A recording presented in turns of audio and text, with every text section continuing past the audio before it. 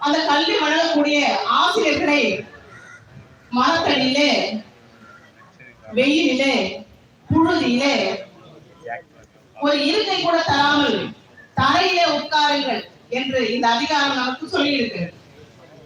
உண்மையிலேயே மாணவர்கள் மீது அக்கறை கொடுக்கிற சமுதாயம் ஆசிரியர்களை கொண்டாடுகிற ஒரு அரசாங்கமாக இருக்க வேண்டும். மாணவர்களுடைய உயர்விலே மிக அக்கறை கொண்டிருக்கிற ஆட்சி என்று சொன்னால் அவர்களுக்கு கல்வி வழங்குகிற ஆசிரியர்களை என்னவாக நடத்த வேண்டும். அது மட்டுமல்ல, கல்வி என்பது உணவு, உடை, உறைவிடம் என்ற அடிப்படை உரிமைகள் இருக்கிறது அல்லவா? அவற்றோடு மிக முக்கியமானது கல்வி.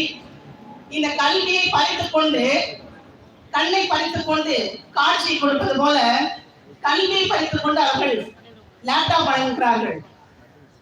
இன்றைக்கு இருக்கிற கல்லூரி மாணவர்களுக்கு